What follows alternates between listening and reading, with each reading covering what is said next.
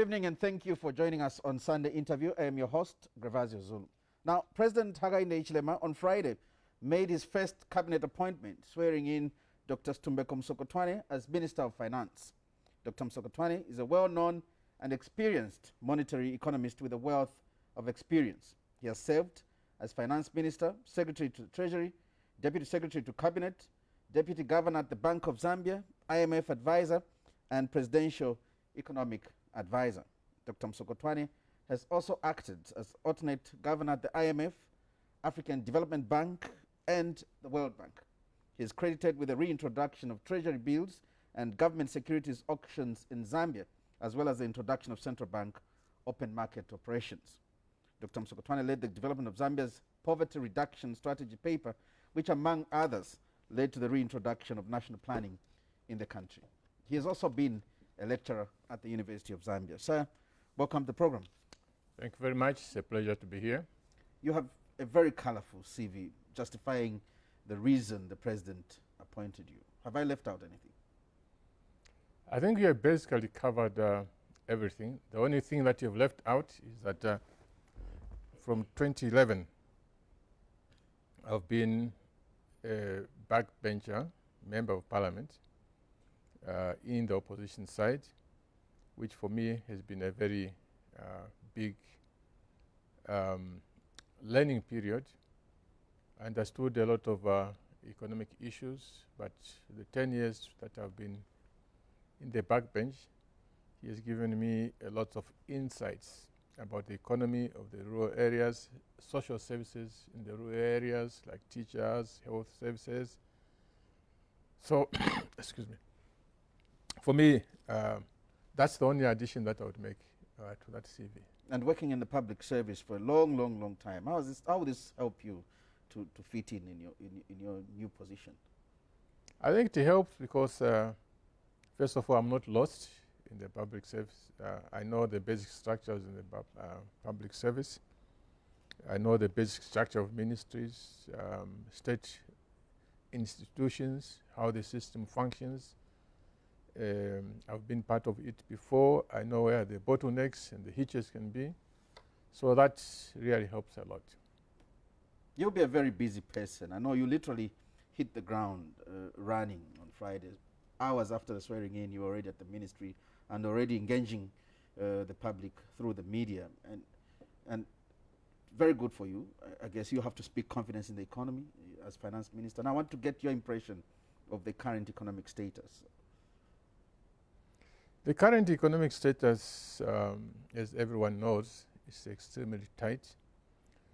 Tight in the sense that the living conditions of most citizens, there are a few exceptions, but most citizens, they are worse off today, 2021, than they were 10 years ago, than they were 7 years ago,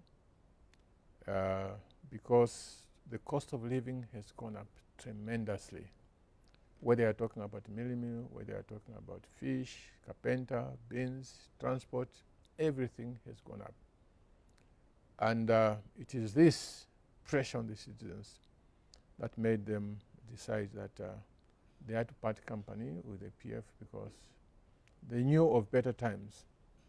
So that's the bigger challenge. We can go into finer technical details, but looking at the individual level, looking at the society level, it is this pressure on our living standards falling that creates the biggest challenge to our economy.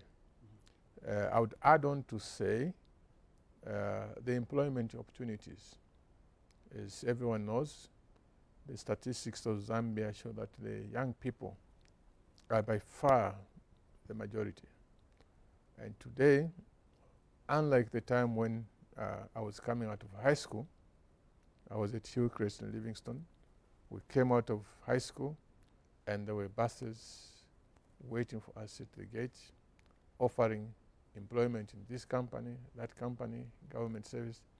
Today, even a university graduate, I'm getting stories of them being out of employment for 5 years, 4 years, 2 years, including jobs in sectors that we had taken it for granted that if you did training in those areas, especially teaching, you're guaranteed almost 100% of a job. Today, that is no longer the case. As you know, we have more than 50,000 young people. We have trained as teachers at different levels, primary, basic, high school, and they don't have jobs. Have we overtrained in some sectors? No. We haven't overtrained because, again, coming from a rural constituency, I can tell you that in most schools, grade 1 to grade 7, you would have an average of 2 to 3 teachers from grade 1 to grade 7. How does a teacher cope teaching so many classes? So we've trained, and for good reasons, but the failure has been that we have not given these teachers, trained teachers, jobs that they need. So you have inherited a troubled economy with so many challenges. What are you starting with in terms of addressing? What are your low-hanging fruits? Well, if we are talking about where do we start, the most obvious thing is that, as you recall, the presentation of the budget for 2022 is just nearby. Under normal years, in mid-October, we are supposed to present a budget for 2022. But this year, being an election year, the Constitution of the Republic allows for extra time because the new government must put its footprint on the budget, which has already been prepared at technical level. But the new government must say, I want less money there, put more money there. So that gives us 90 days from the day when the President Hichilema was inaugurated. We'll cut corners, hopefully. Once I understand where we are hoping that by mid to late October, we should present the budget. So that's the most immediate thing that we should do at the ministry. The second, and perhaps running concurrently with what I'm talking about, we need to deal with this social pressure, socio-economic pressure that I talked about, the high cost of living. We need to deal with that. And that is tied together with the issue of the excessive debt. Zambia borrowed too much money in the last 10 years, to the extent that the budget of the Republic, for every kwacha of revenue that was collected by the taxman, 90 or 90% went to pay for only two things, namely salaries of public service workers and servicing the debt. Just those two took 90 out of every kwacha, leaving only 10 or 10%. To spend on all the other sectors. Yes. Now, the real issue is the money that was being spent on debt servicing, paying back in Congole. It is in dollars. So yes, we are earning dollars from the mining sector, but those dollars don't stay in the country. They must go and service the debt. This is why shortages of dollars have been created, and the price of the dollar, in other words, the exchange rate, escalated. Partly also because people were now losing confidence in the previous government. Can we trust to leave our dollars in this country that is so much debt? No, let's take it out. So this escalation in the dollar price is what has caused this suffering. And we must deal with that. We must find a way, and we are going to find a way of normalizing the situation so that the dollar comes to a level which is sensible. As you have seen, it has already started coming. Appreciated by, I think, over 20% already? Yes, from 23 to about 15 something. And it's going to continue, marred by the fact that people have confidence that we are taking the economy out of doldrums. There will be a lot of economic activities, and we can talk about that later. So this will give relief because the prices of the imported commodities will come down. Is that sustainable? Yes, it will be sustainable. It will be sustainable. Those who are doing business like importing cars, importing things for all these young ladies and young men who are doing trading business, they'll be back in business because the dollar will be at a price which you, the consumer, can buy from these business people. So that relief is very important. Looking over the medium term, 5-10 years, the top priority of President Hichilema is to create jobs. And by creating jobs, I'm talking about formal sector jobs, whether it's in factories, whether it's in hotels, whether it's in farms, formal sector jobs that pay a living wage. You see us doing a lot of things, and we can talk in detail as we proceed this evening. We're talking a lot of details about what sort of things we'll be doing to create more jobs in the country. Because if we don't create jobs, what's the future of the young people? Then they have no stake. Then you'll have a problem as a government. You spoke about debt, and that's, you've said, the biggest problem that you have. Do you have any ideas as of now on how you intend to dismantle it? And I know that the president posted something on his Twitter account, and he's listed key performance indicators that we, the public and the media, should hold you account to and assess you on, and debt is one of them. Do you already have ideas of how you're going to try and dismantle the debt? Yes. The idea is there. It's a long, it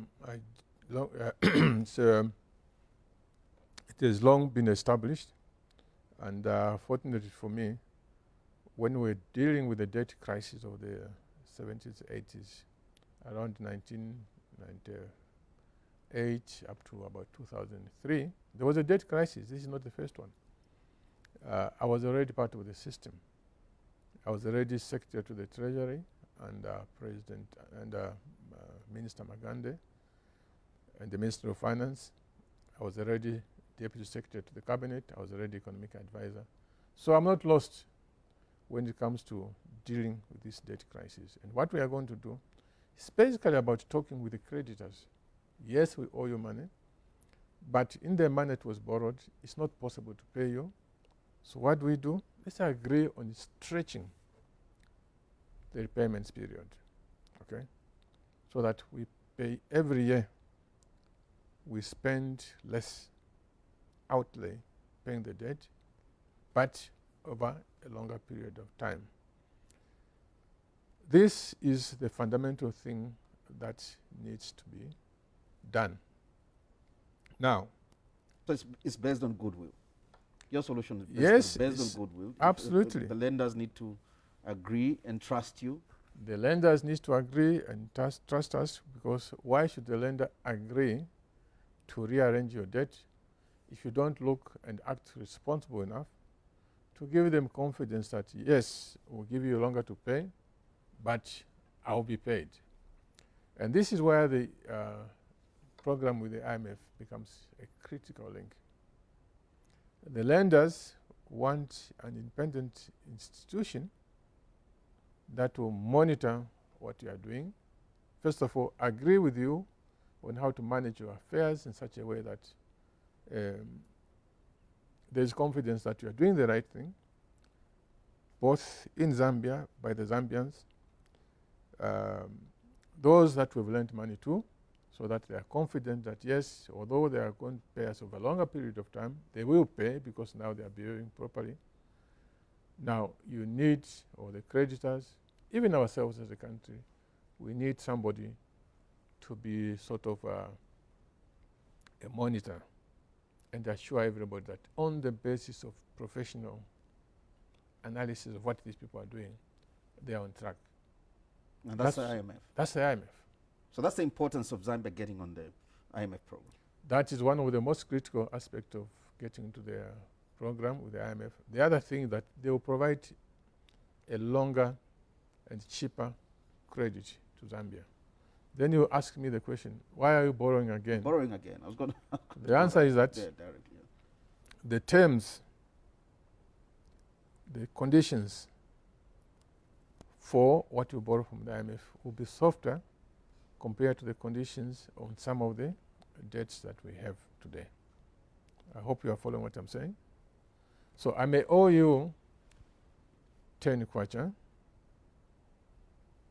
and they say to me, for this 10 kwacha, at the end of the month, don't pay me 10 kwacha, pay me 20 kwacha. I got my brother, he would tell me, yes, I can lend you 10 kwacha, but it's only 10 kwacha.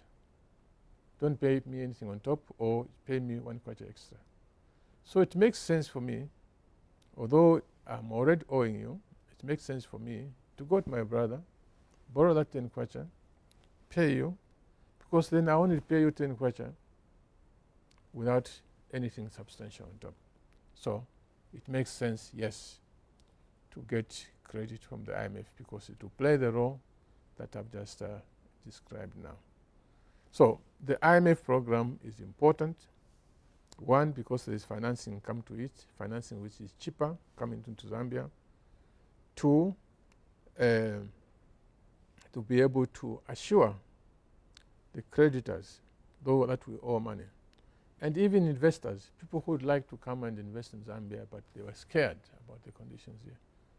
The IMF program will give them confidence that we are now on track, we know what we are doing. So it's very, very important. Our colleagues didn't get much out of it because the IMF kept on telling them, your problem is that you have borrowed too much. So slow down on borrowing on these commercial terms. But they would not listen. They would continue to borrow more and more on commercial terms. Then the IMF would say, but if you don't want to deal with your problem, how do we help you? And therein lies the challenge for many Zambians, that the IMF comes with the IMF's financing comes with a lot of conditionalities, some of which do not sound very good to the ordinary person, and it may entail government not recruiting more people in terms of employment, reducing your wage bill. It may entail you privatizing certain parastatal institutions. To the contrary, as you recall, I've handled so many IMF programs in the past, starting from the 1990s up to about 2009 or 10, when we said we did not need the IMF because we're okay. Now, the conditions, first of all, these are negotiated conditions.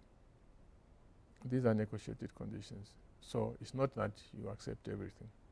But more importantly, some of the very things that we are saying there, it's the IMF that sometimes puts those positive things. It's the IMF that says, spend less on this, spend more on education, spend more on health. Yeah? The IMF are always driving this issue. Spend more on social sector. Don't waste your money on useless, frivolous things. Spend money on useful things that will help your children, your mothers, help the economy. Why should I quarrel with that? If you are sensible, why should you quarrel on that? So, you mentioned the issue of conditionalities about privatization, and again, it's not wholesome. There are certain cases where it makes sense, even you as a Zambian, to say, but this institution, we are just losing money out of it. Why should we continue with it? Let me give you the classical case of UBZ. I don't know whether you found it, Rivazio, whether you're old enough to find UBZ, United Bus Company. To jump on it. Yes. We're losing money on that company. I think in the end, UBZ had maybe something like 50 buses. I can't recall exactly. But how many workers? 2,000. So 2,000 workers supporting 50 buses. It doesn't require an economist to know that if you have that arrangement, you're going to lose money. The very money that you're supposed to use to hire teachers, to buy medicines, you are losing it on supporting something that is senseless. So, that time anyhow, we agreed to privatize and say, but governments do not really need to run buses. These buses can be run by private operators. And today, does anyone miss a UBZ bus? Today, it is the buses that are hunting for customers, rather than the other way around. When we were youth, schoolboys, sometimes you sleep at Kamala bus stop there for 2 days before you could find a bus headed for Mongo. So, yes, sometimes there are controversial issues, but the question is that suggestion a sensible one, or it is not? So do you even have the capacity as a government or as a country to withstand certain demands from IMF that will come with the package? Will you be able to withstand these demands? As I've considering said, we desperately need the money. We have negotiated before.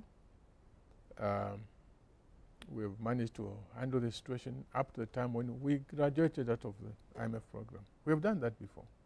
You sound confident. Very, very how confident. How soon are you likely to get the package? The package, I'm hoping that we can get it done before the end of the year, say October, November, at least to get the board of the IMF to give us that package. If we don't, remember those Euro bonds that we're borrowing? There's one bond or one loan that is maturing next year that we need to pay. Just one, $750 million. So on top of the problem that we've been having these the past few years, next year there will be an additional burden of $750 million that we must pay. If we don't do that, first of all, we don't have the money to pay that bond. This is why it is important for us to get into an arrangement with the IMF so that we can normalize these cases like this, so that it is rearranged, not to pay next year, but to stretch the payment over a long period of time. So we must do it, okay? We must do it. And it will be done. I'm 100% of course confident. we're ticking I'm 100% confident that it will be done. So that's date. We spoke about date and the IMF program. Now, I want to take you back again on the things that you're going to do first. One of the issues is about 10 months ago, government launched an economic recovery plan program with a focus on a few five major objectives. One of them was restoring macroeconomic stability, attaining fiscal and debt sustainability, dismantling the backlog of domestic arrears, restoring growth and diversifying the economy, and safeguarding social protection. Is this a document you're going to look at, or is it a document that you're just going to throw away? We'll look at it, and there are lessons to be learned from the previous colleagues, the PF, because there was a tendency when they came in to say, this is MMD out, this is UNIP out. The world does not operate like that. If there are good ideas, and I'm sure there are, I have no quarrel with those objectives. And if you listen carefully to what I was saying, this is precisely what we are also trying to do. In other words, stabilize the exchange rate, deal with the debt, deal with the issue of arrears. Arrears is part of debt, except that arrears are local debts rather than foreign debts. Get the economy to grow. It's exactly the same thing. But the implementation capacity. Okay, we have known that we need to deal with this debt problem, but rather than dealing with it, they were making it worse and worse and worse by growing some more.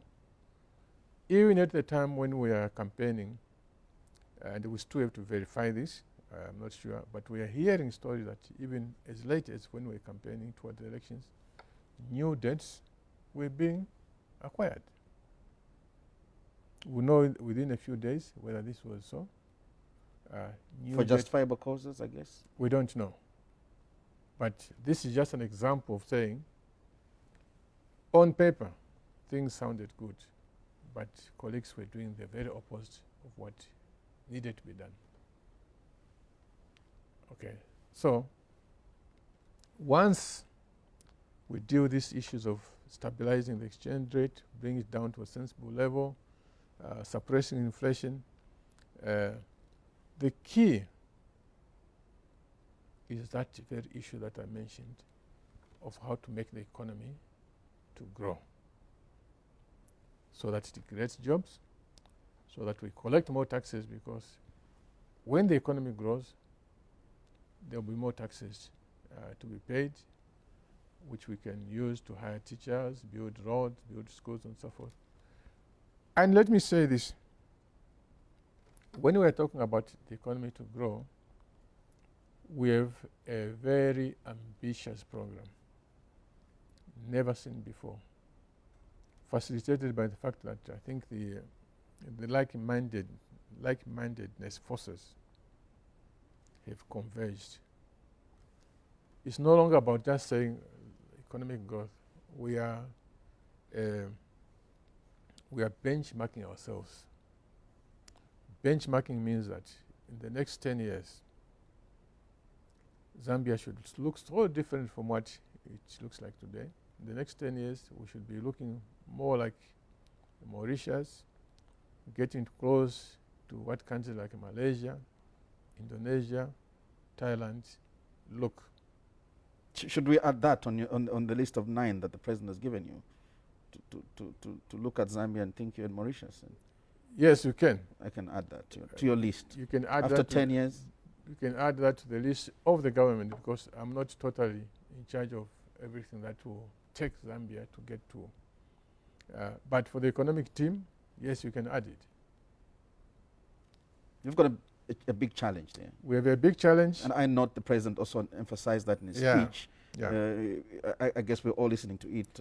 I'm confident about this challenge, Xavier, because we've gone through similar challenges before. If you're growing up in the 1990s, if somebody told you that in some countries you can go to the bank anytime, buy as much dollars as you want, no one will stop you. In the 90s, people would say you are crazy. Because at that time, even to buy $1 to buy a phone, there were no phones, but to buy a small item, like a book, you had to queue up with the central bank. For somebody to, because there wasn't foreign exchange. So for somebody at that time to say, in the next 3 years, next 2 years, next 6 months, you can buy as many dollars as you want, it sounded crazy. But here it is. That's the reality today. So coming out of that environment, I am confident that if we set very high standards for ourselves, high targets, and we commit ourselves to it, it will happen. So what happens usually? Where does it go wrong? And I know you've been in the background. You've been in the back room, feeding a technocrat, feeding the politician. You've also been a politician being fed by the technocrats. And we haven't gotten what you're talking about. Where does it all go wrong? Leadership. I think the president has spoken so much about the importance of leadership. He has said that God has given us everything that we need, whether it's water, whether it's land, whether it's forest, whether it's wildlife. We have the best. But it's not enough to have those good things unless there's a leader who can organize society, organize his team to make sure that all these nice things that God has given us produce the like of Mauritius. Which things Mauritius does not have? They only have the ocean and the volcanic soils, very tiny piece of land, but they've done it. So it's the leadership that is critical. Leadership is very critical because you have seen even at the level of a school, one headmaster will make the children in that school over his years of tenure there pass 90% of pass. The same school, perhaps even the same teachers, come a headmaster who is not a good leader. What happens? Things plummet. You are aware of these things, isn't it? Or am I dreaming? No, you're not dreaming, I guess. But then let me ask you, you have a huge challenge, reconciling your campaign promises and the resource envelope. We're talking about the young people that voted in numbers, and these people voted for jobs. They voted for a better life. You've got young teachers, you spoke about them, the nurses, and all these hoping government will recruit them. And then you've got, on the other hand, a challenge that your wage bill as a government should not really hit above 50%. How are you going to manage that? Jobs come in the public sector. In other words, those employed by government, whether they're teachers, whether they're nurses, whether they're doctors, policemen, agriculture experts, government hires those people. But in every country, the number of people hired by the government is only a small fraction of those who find jobs in the rest of the economy. Those who find jobs in mechanical workshops, repair workshops, factories making clothes, shoes, factories making machines, in hotels. Those are the places where the majority of jobs are created. So coming to our situation in Zambia, the component of jobs that come from the public sector, teachers, nurses, health workers, we will hire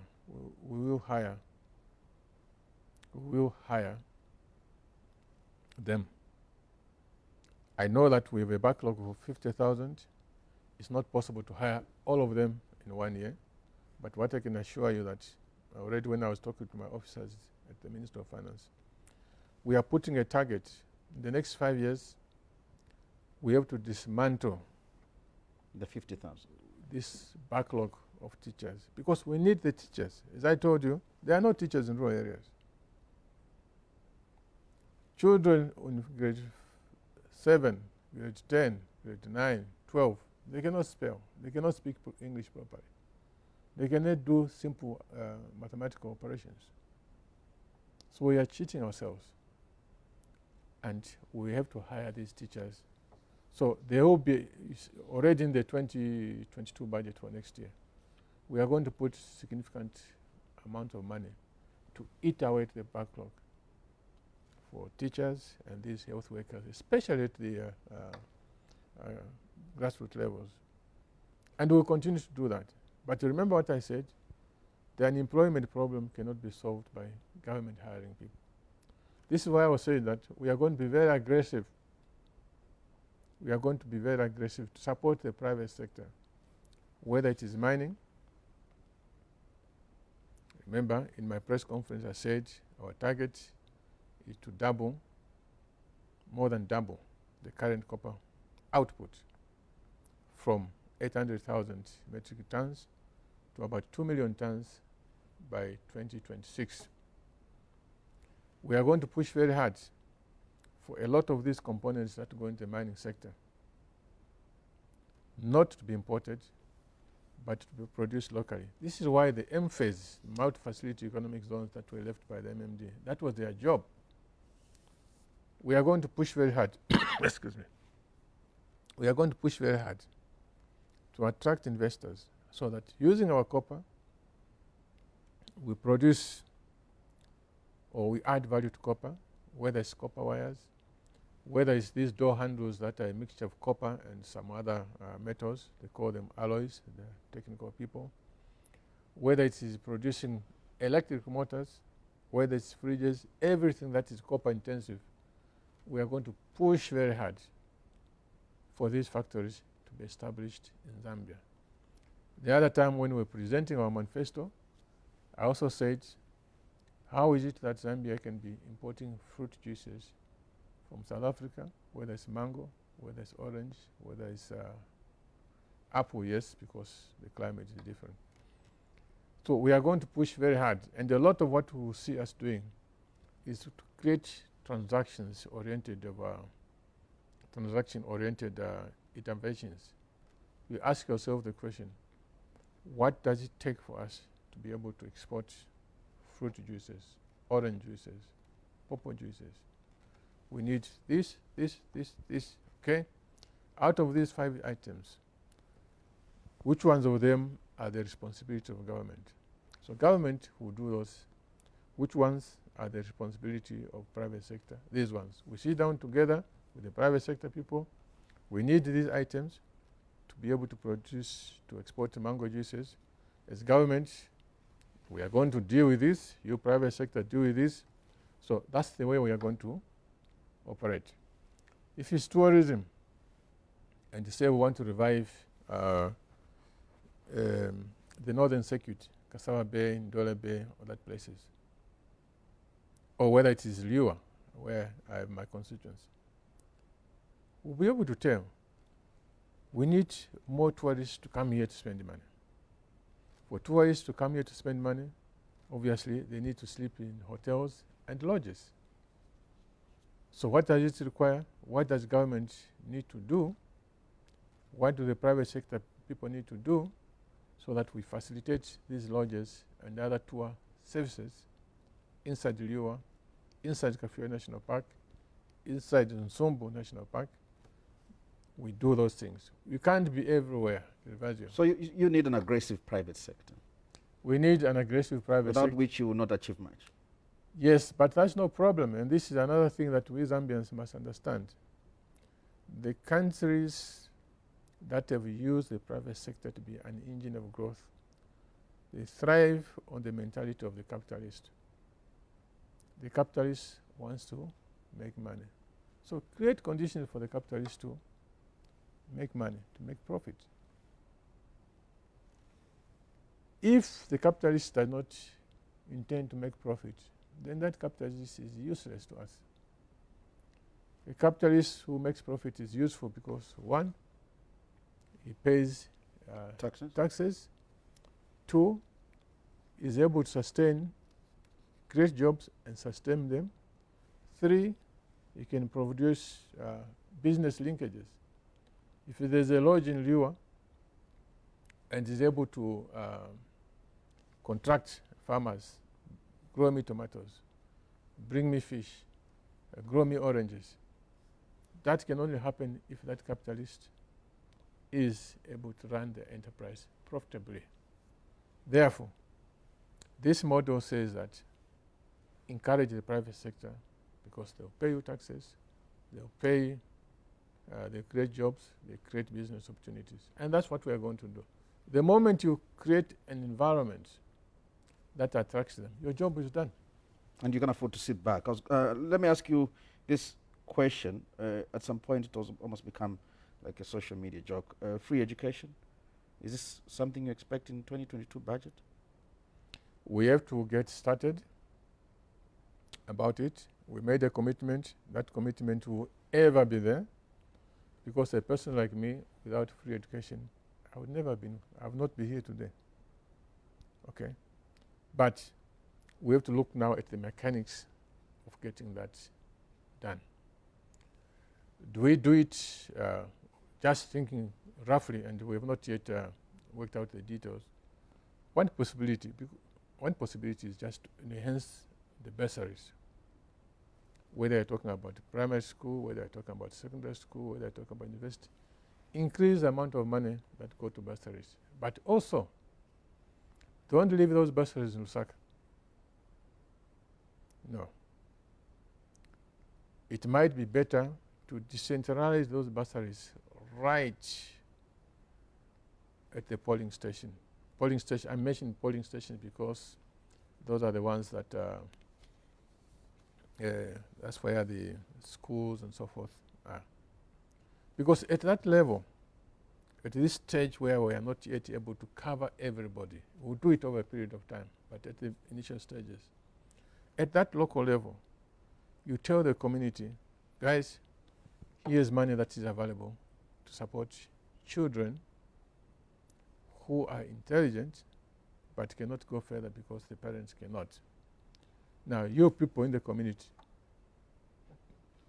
you choose, you select. It cannot be selected to the Boma, because how can the people in the Boma or in Mongu or in Lusaka, how can they tell the most deserving child? They can't. So yes, we are going to increase the bursaries available, but also decentralize it to the lowest level so that the community themselves, they're able to choose the beneficiaries. I was going to take you back to the budget before we move to mining. I know you mentioned something about the mining, and that's one of your major thrusts, I think, as a government for the next 5 years. in the budget for 2022, do we expect austerity measures? Austerity, yes, in the sense that expenses that we think are not necessary or less priority, of course we have to cut them. You were talking about how we are going to do with free education. Money must be saved. Salary increments, people will be interested in that. I can't talk about that now because this is a negotiated item with the unions. But definitely you can be assured that to be able to find money for more bursaries for children, to be able to find money to hire more teachers, certain things will have to go. You've been saddled with a huge infrastructure project, and some of these projects are not done, and they're stalled as part of austerity measures by the immediate past government, meaning you will have to how are you going to deal with these issues? Some of them are... I would say that the stalled or the infrastructure projects that have stopped, it was not because of austerity. It was because too many were chosen to be undertaken, and in the end it was discovered that there was not enough money to deal with those things. Austerity is where you deliberately say, okay, I'm going to cut there so that I save money for this. But in this particular case, too many things, it was just like a Wild West. But they were essential for the person on the ground. Sure. I mean, would I know that even you as an individual, Xavier, if you had your way, you would own an aeroplane, isn't it? Or a helicopter, or own everything. But you have to be realistic and say, what is it that I can afford? And that was what was, I think, not taken care of substantially, in my view. So the projects, yes, we have to look and say, which priorities do we put in place? In my constituency, Liwa, there was a high school called Liwonda. At the time when the colleagues took over, it was about 60 or 70%. That's 10 years ago. A high school. In the last 10 years, not even a single building brick, or nail was put on that school.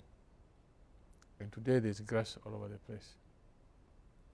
So these are the challenges that we are talking about. So we have to look and say to ourselves, how do we may not have enough money to deal with all these problems at one go. So we have to ask ourselves the questions. Do we choose some, complete them, and then come later? Or do we put money in such a way that as many of them, we can make incremental changes so that these institutions are functioning, but not totally. And that is also not strange. The University of Zambia, when it started, it was not all completed to one go. There were certain structures that were done, people moved in, and then for the rest of the time, so these are the possibilities that we are going to look at. But the last thing is to have a piece of infrastructure that is 70% complete, and it is not... And abandoned. And abandoned. No, that is out of question, especially for things like education. Let's move to the mines quickly, because we seem to be running out of time. Mining, we never seem to get it right as government. You've been in government for a long time, and I know you recall a lot of things. We've been flip-flopping. I know you were you're probably an advisor to the president when windfall tax was introduced. You were finance minister when that was scrapped. And after that, we've introduced so many more taxes. And the sector is very uncomfortable with the government. So it seems to be a very emotive sector and sensitive. Are you going to get it right now? We'll try our level best. In fact, we have no choice but to get it right. Remember I said, by 2026, we want 2 million tons of copper coming out of our mines. Maybe 10 years later, we need about 3 million tons. Remember, it's not having copper underground that makes you rich, or any other mineral. What makes you rich is the stuff to be mined out and sold, profits made, taxes paid, jobs created. That's what makes the... Now, if you look in Zambia in the last 10 years, there's been constant quarreling with the sector. Okay? Probably in the last 15 years. No, I think really, I would say the last 10 years is the most serious one. Because you had the windfall fight. That was 2006. Yeah, those were quarrels with, but I think we came to an understanding. And this is what I was going to say, that disputes and misunderstandings are a normal thing. Okay, in homes, companies, those are normal. But disputes must not lead to a situation whereby you stagnate. When disputes arise, they must be quickly be resolved, understanding arrived at, and then everybody focuses on doing what? Producing more. Because it's the more production that makes you wealthier. Congo DRC, even as we were complaining about the economic crisis here, did you hear so much of a complaint in DRC? No. Why? Because they were well behind us in 2010, 2011 in terms of copper production. We're far ahead. But Congo now is producing almost double the amount of copper that Zambia produces today. And I get amazed in the discussion about our economy. Very few people talk about raising production. Most people focus on conflict. As I said, conflict is okay, but it must be resolved. But the more important thing, let's talk about production. Let's raise production, whether it is mining, whether it's tourism, whether it's manufacturing, because that's what creates wealth. So we are going to focus on, hey guys, come, let's sit. Where is the problem? Let's find compromise where we'll move forward. But for this compromise, we demand that by 2026, the production goes up. This is what is going to absorb the young people off the streets. So yes, very aggressive on mining. It's been an emotional decisions. Are these decisions made based on emotions? Or yes. Whether the mines pay more or pay less, or whether Zambians are getting anything out of the mines? Taxes must be paid. That's been the debate. Yeah, taxes must be paid. There's no debate about that. But taxes must also be reasonable. What is reasonable and what is fair, that's going to be the discussion. The outcome of that discussion, we all agreed that we must increase our production. Now, some of those challenges that we are going to face. 1, KCM. 2, Mopani. KCM, as you see today, there are serious problems there. Don't be cheated. Serious problems because no one knows who owns KCM. The government put a liquidator there. The previous investor, for all the, I agree they were not good investors, but legally speaking, from what we are seeing in arbitration and court judgments, they still have a voice about that mine. So who owns it? In the absence of clarity about who owns that mine, don't expect any private sector person to come and put money there, either to buy or to make investment. How can you put money to something that no one knows who the owner is? So one of the first challenges we're going to face is to resolve the KCM impasse.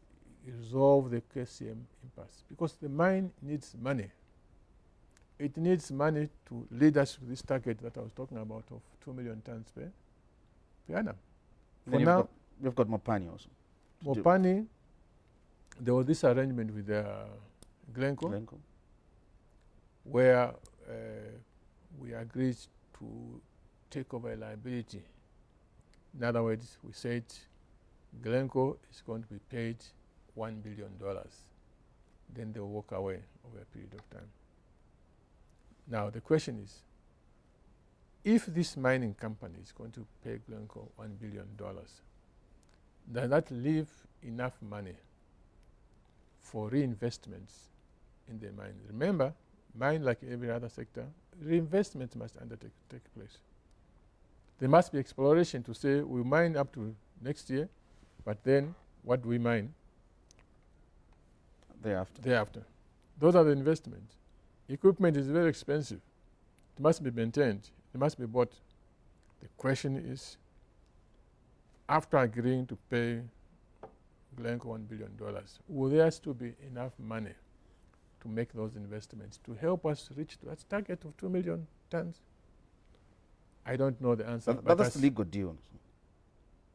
Sorry? It's a legal deal. So well, I don't know. Revisiting it could be a legal. I'm sure it is a legal deal, but documents signed and agreed. Yes, but still, and Zambians happy that ZCCMIH is now Zambians can only be happy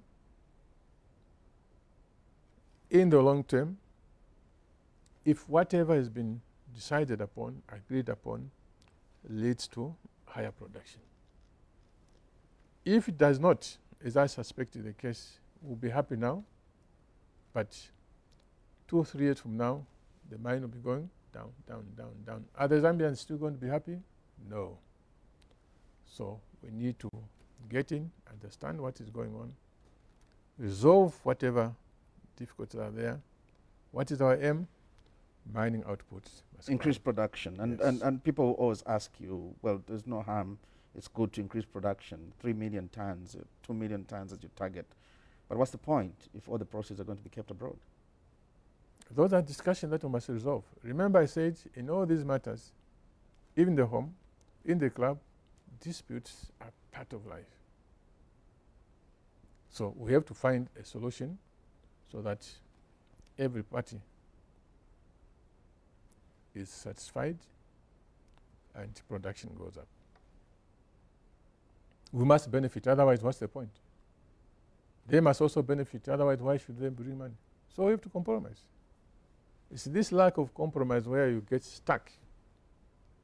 And remember, economic growth, economic prosperity, it is all about economic activity taking place.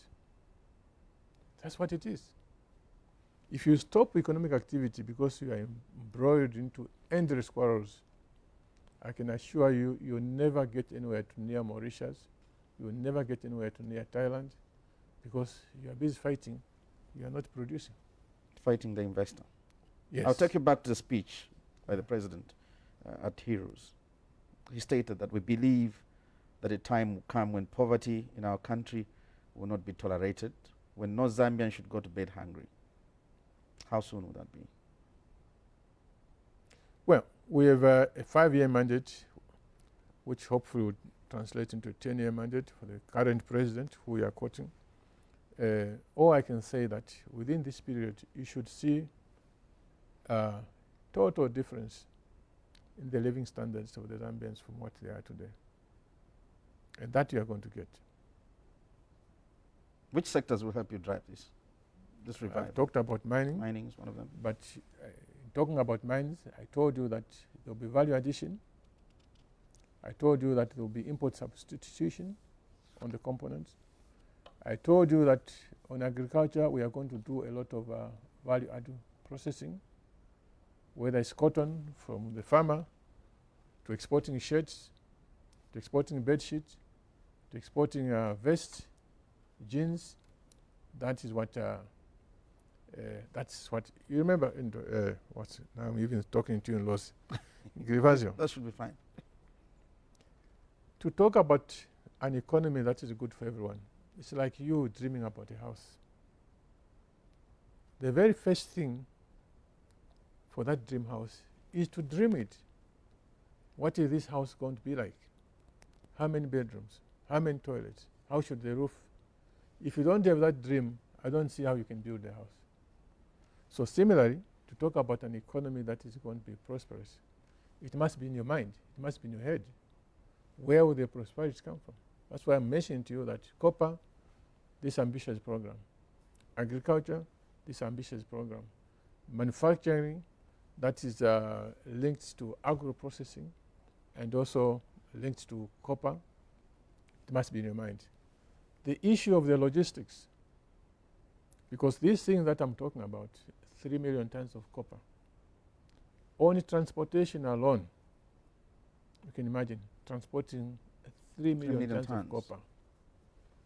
Both the imports, and the copper itself. Those are the days when Tazara will be very busy, because that's what kept Tazara originally. There was a lot of copper to export. That's what will keep Zambia Railways very busy, hiring young people. That's what will keep the truckers very busy. That's what will keep the man on the street very busy, because one of the things we want to do along these highways, create what they call highway cities. Not a city in terms of a town, but a place where you can have decent restaurants, decent toilets, all driven by the private sector, not government. We just facilitate. So you can imagine the amount of activity. Remember what I said, economic growth is about people doing this and that, getting busy. We'll create conditions that make the Zambians to be very busy, whether it's selling maize, roasted maize to truckers who are resting or what. We'll keep them very busy. That's what is in their mind. That's what we need to do. That's what you're going to do. Minister, it's been a pleasure having you on the program. We're happy that you came, and I must state that you'll be one of our regular guests, going by the job that has been given to you, and going by that list I saw. It's heavy. Thank you very much indeed, and we are ready to engage the citizens to explain what we are doing, what we plan to do, and also giving feedback at every stage of where we are. Starting, of course, with the budget, we'll be giving updates on where we are headed with the budget. Thank you so much. Thank you. You've been watching Sunday Interview, and our guest this evening was the Minister of Finance, Dr. Situmbeko Msokotwane. We'll be back next week at the same time. Pleasant viewing.